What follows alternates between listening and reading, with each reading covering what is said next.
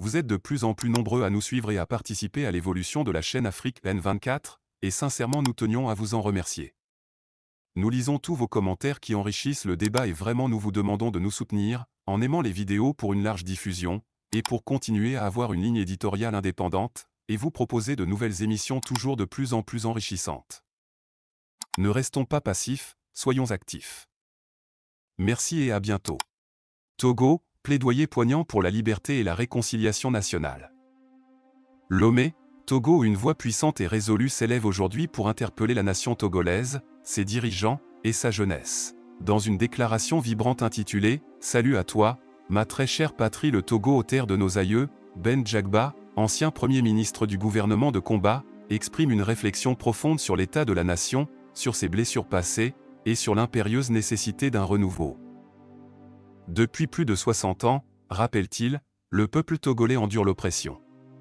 Sous le joug d'un régime qualifié de tyrannique, les droits humains sont bafoués, détentions arbitraires, disparitions forcées, terreur institutionnalisée. Ce bilan tragique, porté par une junte militaire omniprésente, a façonné une nation meurtrie, où les souvenirs sanglants hantent la jeunesse. Nous ne pouvons plus rester spectateurs aguerris, martèle Djagba. Pour lui, l'heure est à l'action, mais une action guidée par une philosophie de non-violence. Sous le slogan « Plus jamais sur la terre de nos aïeux », il propose une orientation résolument pacifique, car, dit-il, trop de sang d'innocents a déjà coulé, trop de vies ont été sacrifiées sur l'autel d'un pouvoir clanique. Le « champ de sang », un Togo ébranlé dans ses fondations. L'ancien Premier ministre revient sur un qualificatif tristement collé au Togo, le « champ de sang ». Derrière ce surnom se cachent les campagnes de terreur qui ont laminé les piliers de la société togolaise, l'état de droit, la justice, la moralité, l'application régulière des lois. Selon Djagba, cette destruction a provoqué une dégradation profonde du contrat social, au point que l'espoir et la confiance sont devenus des notions quasi étrangères au quotidien des Togolais. Pourtant, souligne-t-il, une nouvelle génération se lève. Elle affronte courageusement les défis systémiques hérités, porte les cicatrices de ses martyrs, mais garde la tête haute. Debout devant les familles des martyrs tombés au combat, j'observe les larmes qui sèchent et laissent derrière elles des traces effacées, témoignage de notre résilience durable malgré des années de souffrance. Cette phrase forte illustre la profondeur de la douleur, mais aussi la force de caractère qui habite encore ceux qui refusent de plier. Entre désespoir et espoir, une interrogation nationale. Djagba confie dans sa déclaration méditer quotidiennement sur les sacrifices consentis. Et il interroge, sans détour. Notre période d'obscurité touche-t-elle à sa fin? Sommes-nous sortis de ce cauchemar prolongé? Pouvons-nous véritablement atteindre la paix, ou devons-nous persister dans notre endurance? Avons-nous le droit de vivre du pain et des activités ludiques?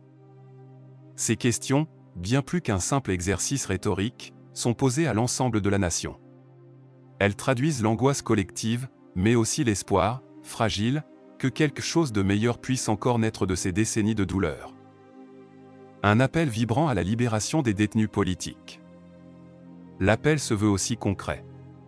Sans détour, Djagba exige. Libérer Amron, libérer Afexio, libérer Jean-Paul Oumolou, libérer Kpatchag Nassingbe et tous les détenus politiques. Pour l'ancien Premier ministre, nul ne devrait être privé de sa vie, de sa liberté ou de ses biens sans une procédure régulière.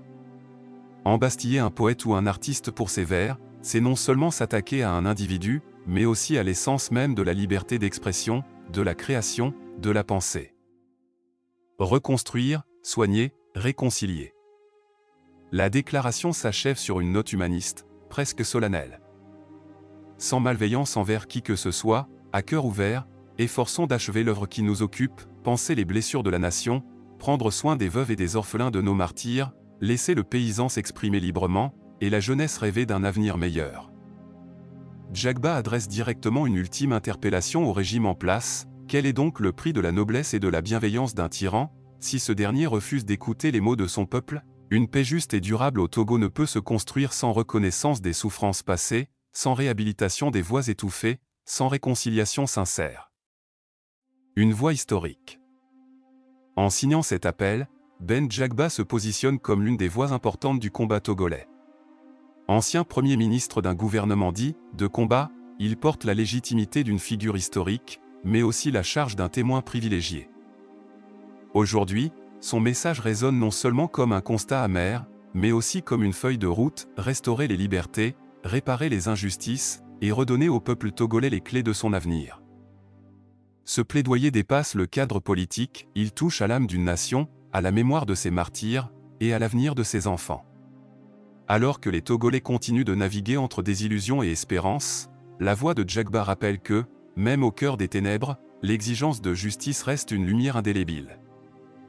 Voici le contenu de son plaidoyer. Salut à toi, ma très chère patrie le Togo, terre de nos aïeux. Au cours des 6 dernières décennies, la population togolaise a subi l'oppression brutale d'un régime tyrannique. Violation des droits humains, détentions arbitraires, disparitions forcées orchestrées par une junte militaire au pouvoir. Nous ne pouvons plus rester spectateurs passifs et aguerris. Aujourd'hui, mes convictions sont fermes, nourries par le cri de ralliement « Plus jamais sur la terre de nos aïeux ».